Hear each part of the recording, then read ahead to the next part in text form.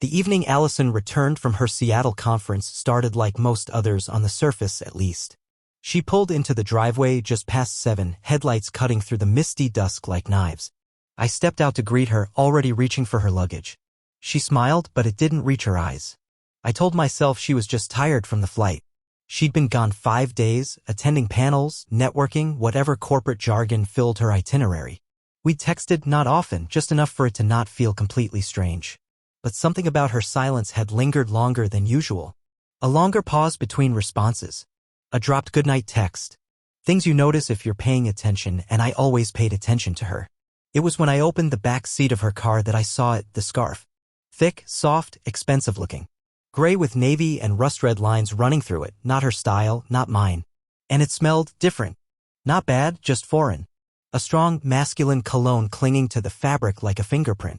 I pulled it out and held it up, careful not to sound accusatory. This yours?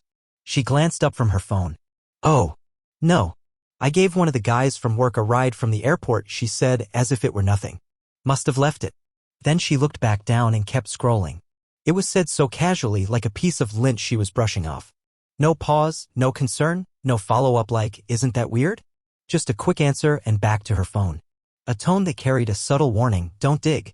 That moment stuck with me. I told myself I was overthinking, but the way she said it, like I was wasting her time, made my stomach knot. Something wasn't right. Later that night, we had dinner with her parents and a few of our mutual friends. It was one of those semi-regular get-togethers where everyone pretends things are fine and the wine flows a little too freely. Allison was her usual charming self, or at least the version of her she put on in public. She laughed easily, told polished stories about the conference. Some of them I'd never heard before, and I caught myself wondering who she'd practiced them with. I sat quietly, mostly listening, trying to shake the weird vibe from earlier. I didn't bring up the scarf again. What was I going to say? Hey, your coworker's cologne made me feel insecure? No. I smiled, nodded along, made jokes. Played my part. Then, as dessert was being cleared, Allison stood up. She held her wine glass aloft with that confident ease she had, like someone about to give a wedding toast. Everyone turned toward her, waiting for something funny or heartwarming. What she said instead felt like a punch. Here's to those who know how to be the background to someone else's success. She smiled. Her tone was light. The room laughed, polite, confused, not quite sure what she meant. Her father clapped. One of our friends offered a here. But I just stared at her, the edges of her words slicing through me like glass. She didn't look at me when she said it. Didn't have to. That line, it echoed. Because I knew her too well. Allison didn't throw words around for fun. She was sharp. Measured. If she said something, she meant it. That toast wasn't a joke. It was a message. And in that moment, I realized she didn't see me as her partner anymore. She saw me as the thing she'd outgrown. The rest of the night blurred. I drove us home, hands gripping the steering wheel too tightly. She talked about how her friend Miranda had worn an outrageous pantsuit at one of the seminars. I nodded, but my head was somewhere else entirely. Somewhere darker. At home, she went upstairs to unpack. I stayed back, pretending to lock up, then wandered into the garage. I stood there a while, just staring at the scarf. It was still in the back seat. I hadn't returned it to her. I just left it there, like a lit match on a pile of dry leaves. And the smell, that cologne, was still strong. I thought about 1,000 things at once. Who was this guy? What did he mean to her?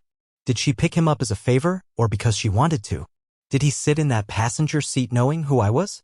Did she laugh with him the way she used to laugh with me? I didn't have any answers. Just a question that refused to go away. Why did I feel like a stranger in my own marriage? That night, as she showered and unpacked, I sat at the edge of the bed and stared at our wedding photo on the dresser. We looked young in it. Naive. Happy. I wondered when exactly things started to change. When her smiles started feeling like performances. When I became something she managed instead of someone she cherished. The scarf was just the beginning. A symptom. But I already knew the disease was deeper. There was a coldness in her eyes lately. A distance that didn't close no matter how many dinners we shared or how many times I asked, "You okay?" That night, I barely slept. She rolled over and placed her hand on my chest at one point. Reflexively, maybe, but even her touch felt unfamiliar. Like I was being comforted by someone pretending to care. I didn't move. I just lay there, staring at the ceiling, wondering if this was how it started. If this was the beginning of the end. I didn't sleep much after that night. The scarf stayed in the car for days. I didn't throw it out. Didn't ask about it again. Just left it there like an open secret. It was a test, in a way. A stupid one, maybe, but I wanted to see if she'd notice. If she'd bring it up. She didn't, and that said more than I wanted to admit. Instead, I started noticing other things. Things I'd brushed off before. Like how Allison had gotten into the habit of leaving her phone screen down on the counter. Not always, just when I was around. It buzzed more often now, and when it did, she'd casually reach for it like it was nothing. But I could see the way her eyes darted to the screen, just a flash of anxiety before she tucked it away again. Or how she used to play music when she cooked, dancing around the kitchen barefoot while I poured wine and teased her about her taste in 2000s pop. Now the kitchen was quiet, clinical. She cooked with her headphones in. Conversations were optional, and when they did happen, they were clipped, rehearsed. Like she was answering interview questions, not talking to her husband. And then there was that one afternoon, 2 weeks after she got back from Seattle. We were leaving the grocery store, and she walked ahead of me into the parking lot, unlocking what she thought was our car. Except it wasn't. It was a black sedan, maybe the same make as hers, but not hers. She opened the door halfway before realizing and snapping it shut like she'd touched fire. I asked, half laughing, "You good?" She blinked, looked down, then laughed too loudly. "Ugh, sorry. Totally out of it." She never mentioned it again. But that moment stuck with me. Because that sedan? It wasn't parked anywhere near where we'd left our car. She'd walked straight to it, like she'd been there before. Little moments started forming patterns. Like how she started wearing new jewelry, pieces I'd never seen before. Dainty silver necklaces. A gold bracelet that caught the light just right. When I asked, she brushed it off. "Oh, corporate gift from the Seattle thing." It sounded plausible. But something about the way she avoided eye contact made it feel rehearsed. Prepackaged. Or how she started using perfume again. Not the warm, subtle kind she used to keep on her vanity. This was sharper, bolder. The kind that lingered in hallways and on pillowcases. One night I reached out, really tried. I brought up the idea of a weekend getaway. Just the two of us. Somewhere quiet. We hadn't done that in a while, and I thought maybe we could reconnect. Her response was immediate. "I can't. Too many meetings next week." Not even a pause. Not a question about rescheduling. Just, "I can't." I smiled and nodded like it didn't bother me. But inside, I felt like I'd just been handed a verdict. After that, I started revisiting conversations in my head. Replaying arguments we'd had over the past few months. The way she used to come home and collapse on the couch, venting about work, now she barely talked about it. Like I didn't know the cast of characters anymore. Like I was no longer part of the world she lived in. I thought about the way she'd stopped asking me to walk her to the car in the mornings. About how she kept using phrases like, "my schedule," or "my calendar," instead of "ours." These were small things most people would miss. But when you love someone long enough, you notice when they start disappearing in pieces. I started to feel like I was living in the background of her life. Like she had a whole parallel existence playing out, and I was just the placeholder in the frame. The guy who took out the trash, fixed the sink, smiled at the dinner table, but wasn't really there anymore. One morning, I stood in our bedroom doorway and just watched her get ready. She didn't notice. She was focused on her reflection, adjusting a new pair of earrings I hadn't seen before. Her phone lit up on the dresser, a message. She glanced at it, smiled, and flipped it over. That smile wasn't for me. It hadn't been for a while. And that's when the puzzle snapped into place. The scarf, the sedan, the jewelry, the sudden unavailability, the laugh that didn't sound like hers, the perfume that wasn't for me. It wasn't just that she'd grown distant. She wasn't distracted. She was redirecting. She was building a life I wasn't part of. Carefully, quietly, like an architect drawing blueprints while pretending to live in a house she was already planning to leave. That realization didn't feel like heartbreak. Not right away. Felt like nausea. Like vertigo. Like I'd been looking at a map that turned out to be upside down all along. Because now it all made sense. The scarf in the car? It wasn't forgotten. It was just missed. Because he probably wasn't supposed to be in there to begin with. The House of Cards explanations she gave weren't meant to convince me, they were meant to stop the questions. She'd gotten used to my trust. And nized it. That night, I didn't eat dinner. She said she had a late video call. I nodded and stayed in the living room while she went upstairs. I sat in the dark for a long time, the TV on mute, watching the flicker of a movie I wasn't following. I thought about the vows we'd made. About the life we'd built. About all the times I'd asked if she was okay and believed her when she said yes. And I thought about how easy it had become for her to lie. Not just in words, but in her whole being. The smiles, the small talk, the touch on my arm when guests were around. It was all part of a performance now. One she'd mastered. One she probably didn't even think about anymore. And somewhere between the missing scarf and the silence in our kitchen, I realized something painful. I didn't trust her. Not anymore. And once that wall of trust cracks, even a little, you start seeing everything differently. Not just the past, but the future. Because now I wasn't just afraid she was hiding something. I knew she was. And I was done pretending I didn't. After that night, the night the last puzzle piece clicked, I stopped doubting myself. The scarf wasn't an accident. The lies weren't stress. The silence wasn't coincidence. I had known deep down for weeks. Maybe months. But now I was ready to know in a way that couldn't be denied or explained away. So I stopped waiting for the truth to come to me. And started going after it. I didn't want a confrontation, not yet. I didn't want yelling or gaslighting or "you're being paranoid." I wanted proof. Cold, clear, undeniable. Something that would cut through her practiced smile like a scalpel. So I reached out to my friend Daniel. We'd met in college, he was the guy everyone joked would end up working for the CIA, turns out they weren't far off. These days, he ran a small private security firm, mostly corporate work. But he owed me a favor. A big one. And when I told him what I needed, he didn't hesitate. "Give me 2 days," he said. He didn't judge. He didn't ask if I was sure. He just got to work. Daniel's team installed 3 things. A discreet micro camera in Allison's car, tucked near the rearview mirror. A microphone in her travel makeup bag, one she always kept in her purse. And a GPS tracker synced to an encrypted app only I could access. I felt like a criminal. Or a spy. Or maybe just a husband tired of being lied to. For the first few days, nothing dramatic happened. Her routes matched her explanations. Work. Home. Errands.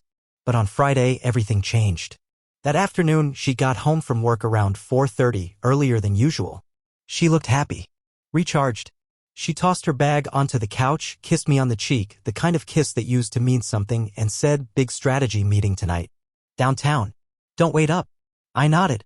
"You need a ride?" She smiled. "Nope. I'm good. I'll Uber. Easier with parking." Another detail to keep me away. Another layer of control over the narrative. At 6:17 p.m. she left. I waited 5 minutes before pulling out my phone and opening the GPS app. She wasn't heading downtown. She was driving west, away from the city. A quieter part of town. Older homes. Fewer cameras. By 6:45 she pulled into a residential neighborhood I didn't recognize. Daniel's camera feed from the car was already rolling. What I saw took the air out of my lungs. She wasn't alone. The man climbed into the passenger seat like he belonged there. Mid-40s. Dark blazer. Confident posture. The same scarf. That same damn scarf was wrapped around his neck. They didn't talk much, just smiled. The kind of smiles people share when they've already said everything that matters. The kind of silence that's in asterisk mate, not awkward. They didn't drive to an office. Not to a restaurant. Not to a hotel. They stopped outside a modest single-story house. White exterior. Empty driveway. Curtains drawn. No lights on. She parked. He leaned over. They kissed. Then they got out, laughing softly, and walked to the door like they'd done this 100 times before. The camera caught the timestamp as the door opened, 6:54 p.m. And then, nothing. I sat in my car, parked miles away, watching the footage stream in real time. The feed showed an empty vehicle. My wife's purse in the back seat. Her lipstick tube rolled halfway under the passenger seat. They were in there for hours. At 9:32 p.m., the front door opened again. They stepped out, his hand on the small of her back. Her hair was slightly tousled. She looked younger. Lighter. They walked to the car, still laughing. He kissed her cheek. She kissed him back. And for a split second, I saw it, that look. That look she used to give me when we were first dating. When we didn't need words to feel whole. I felt it in my throat before I felt it in my chest, the pain. Hot and silent. She dropped him off 2 blocks from the house, then drove home. When she walked through our front door, she looked calm. Satisfied. She set her purse down, kicked off her shoes, and said, "Ugh." That meeting went forever. I stared at her. Smiled. "Long night?" She shrugged. "You know how it is." No. I didn't. Not anymore. She went upstairs to shower. I stayed downstairs, opened a notepad, and started writing it all down. Every detail, every timestamp, every location. I wasn't going to let this break me. I was going to use it. The next morning, I showed the footage to Daniel. He didn't say anything, just watched. Silent. Professional. When it ended, he nodded once. "That's your confirmation." "Now what?" I didn't answer right away. Because honestly, I didn't know. My heart wanted to confront her, scream, demand explanations. But my mind? My mind had a different plan. I wanted her to see what betrayal looked like. I wanted her to feel what it meant. Not just in private, but in front of the people she still pretended to impress. So I started planning. Over the next few days, I gathered everything. Photos from the car. GPS routes. Audio recordings. Nothing graphic. I didn't want to humiliate myself. I just wanted clarity. I wanted the illusion stripped away. I wanted truth projected. Allison carried on like nothing was happening. She kissed me goodbye in the mornings. Sent emoji texts during lunch. Posted cute quotes on Instagram. But at night, her eyes were distant. Her laughter came a little too easily. Her perfume clung to her skin in a way that no longer felt familiar. She didn't know I knew. And that gave me power I hadn't felt in weeks. I could have confronted her that Sunday. Or Monday. Or any day after. But I didn't. Because when someone shows you who they really are, you let them. You give them time. You let them dig their own grave. And when they're finally standing at the edge, proud, smiling, unaware, that's when you show them the shovel. I spent the next week planning the fallout. It wasn't about revenge, not exactly. It was about clarity. About lifting the mask Allison had worn so effortlessly for months and letting the truth breathe in the open air. I wasn't going to shout. I wasn't going to throw things or beg for answers. I wasn't interested in her explanations anymore. I wanted everyone she'd fooled to see her the way I now did. She loved being admired by friends, coworkers, her family. She moved through life like a well-rehearsed monologue, saying just the right things, laughing at just the right jokes. Our life, to outsiders, looked perfect. Polished. But the cracks were there, and now I had the spotlight. So I rented out the private back room of a downtown restaurant. Modern. Trendy. Exactly her taste. I told everyone it was a celebration, something corporate, something social. Just a thank you dinner, I'd said, to honor Allison's recent success. No one questioned it. I made sure of that. I printed invitations on heavy cardstock, mailed them out personally. Every guest was told to bring their partner. I wanted faces in the room, people from every corner of her life. Her parents. Her boss. Our mutual friends. Her team from work. The audience she had built so carefully. And she was thrilled. She bought a new dress, a midnight blue sequined thing that hugged her curves and shimmered like stars. She got her nails done, booked a last-minute facial, even asked me to help zip her up before we left. I did, hands steady, face calm. She smiled at herself in the mirror and whispered, "God, I needed this." I smiled back. "Yeah," I said. "You really did." The dinner started smoothly. Wine flowed. Laughter echoed. Allison played her part to perfection, moving from table to table, complimenting outfits, making everyone feel like they mattered. She was magnetic. And I watched her silently counting down. At 9:10 p.m., the waiter cleared the dessert plates. I tapped my glass with a fork. Everyone turned toward me. I stood. Smiled. "If I could have just a minute of your time," I began, "I want to thank you all for being here. Tonight's not just about Allison's hard work, though obviously she deserves all the credit in the world for that. It's also about honesty. And growth. And seeing things clearly."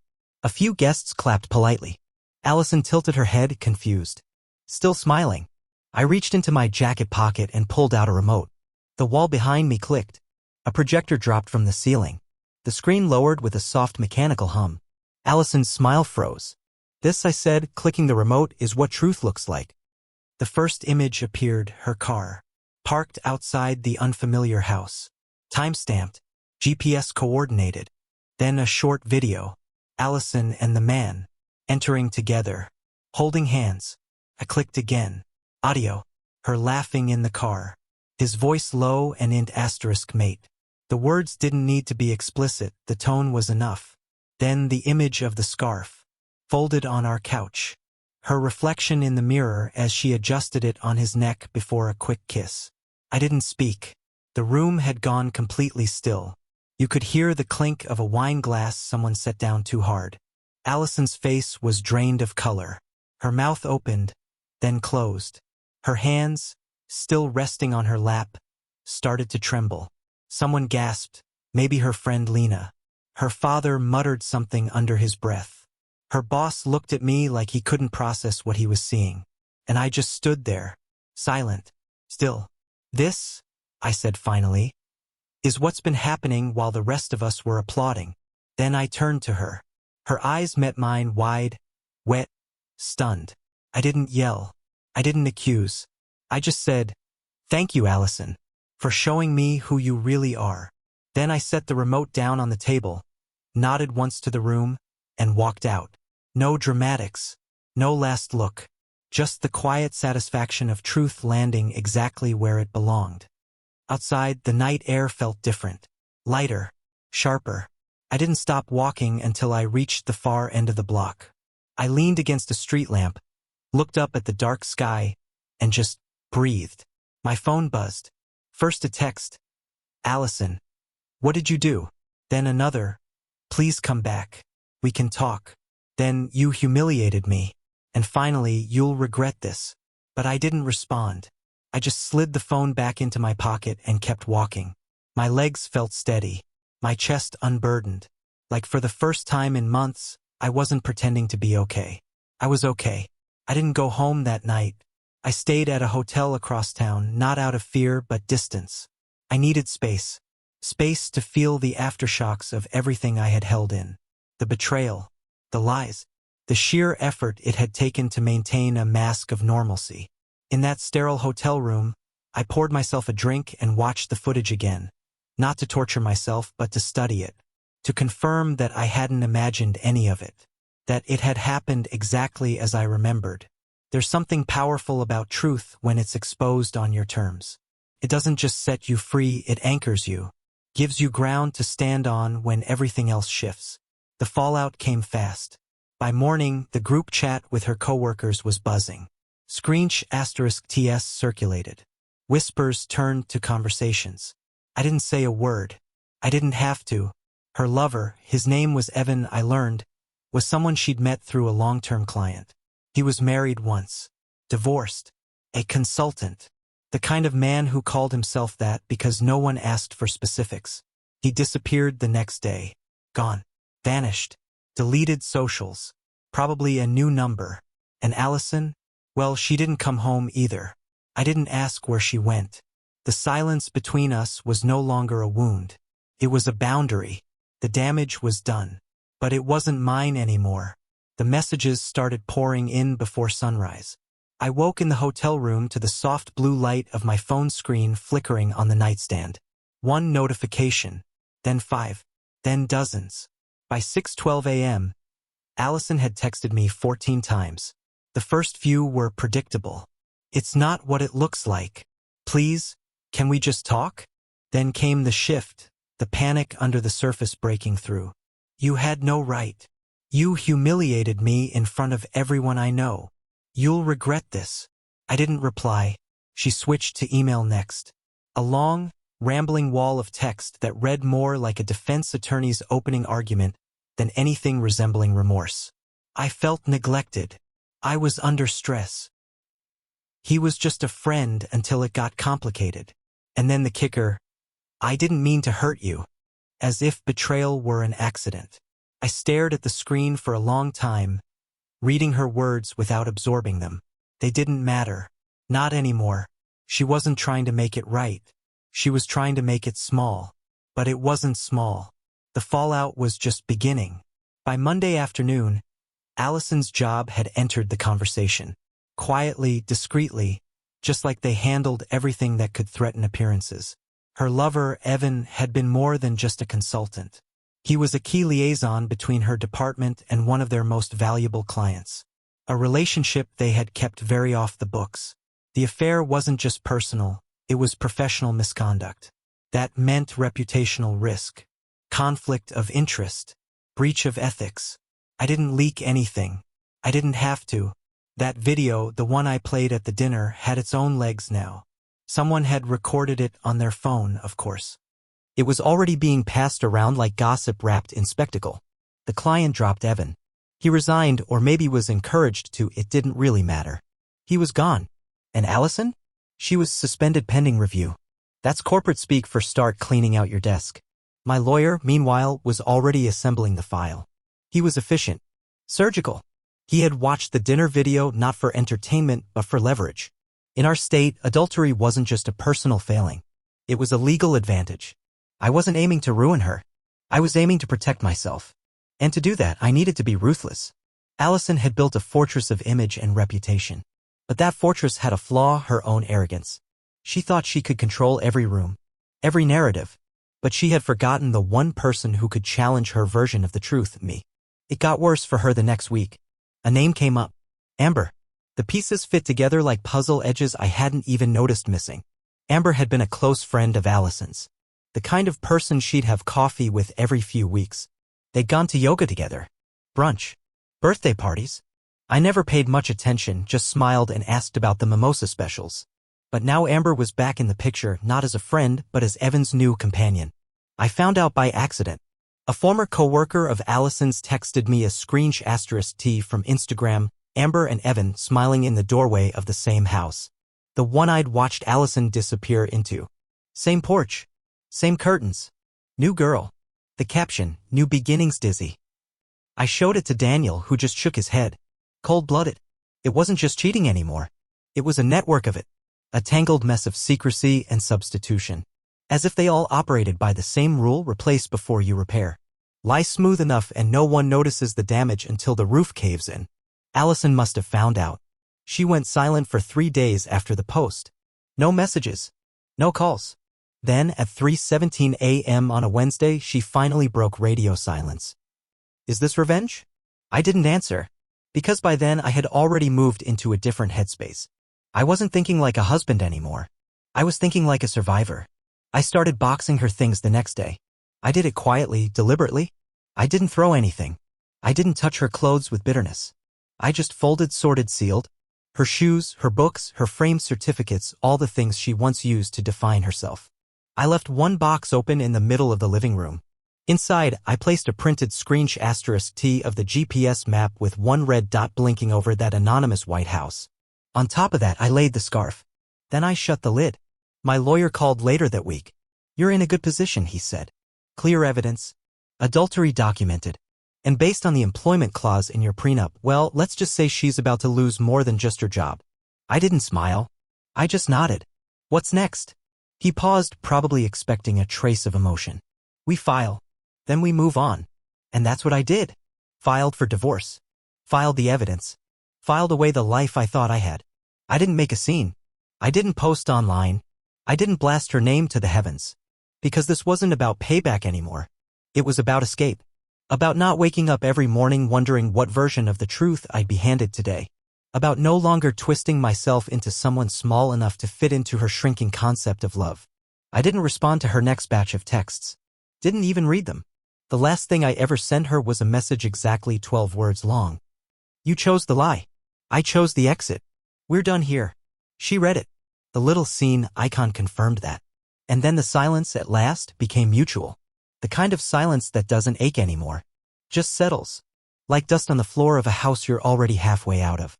By the time the divorce paperwork was officially filed, I wasn't angry anymore. I was precise. All the chaos Allison had created, the deceit, the manipulation, the image she maintained so meticulously, it became ammunition. Not for revenge, but for resolution. For closure. For freedom. I mailed her a letter. Just 2 sentences long. You played, I won. Don't call. Along with it, my lawyer sent the full divorce packet. Detailed. Organized.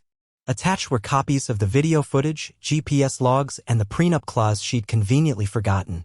The adultery clause gave me leverage enough to keep the house, most of our shared accounts, and even part of her retirement contributions.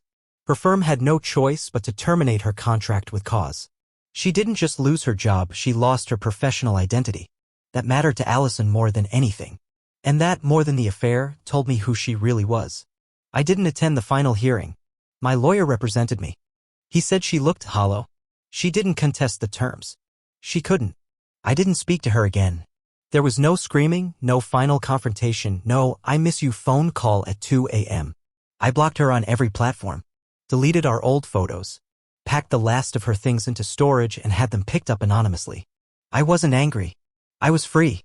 While her reputation burned quietly behind her, I was already booking a one-way ticket out. Several months later, I found myself standing on a porch in a quiet coastal town, coffee in hand, watching the sun rise over the water. It was still surreal, the silence, the peace, the absence of performance. I rented a small house near the shore, took a new job consulting for a logistics firm, and started running again. My days were simple, purposeful. I reconnected with old friends, joined a local book club, even started learning how to cook meals I used to eat alone in silence. Allison tried to reach me once. She sent a letter, handwritten, filled with memories and apologies and hope. She quoted a line from our wedding vows, the one about always finding our way back to each other. I read it once. Then I dropped it in the fireplace and watched it burn. This wasn't revenge. This was goodbye. Goodbye to illusions, to pretending, to waiting for someone to love me the way I needed to be loved. I no longer looked for closure in other people's words. I found it in my own reflection, quiet, grounded, clear-eyed. I wasn't the man she betrayed anymore. I was the man who walked away and never looked back. And I liked him a lot better.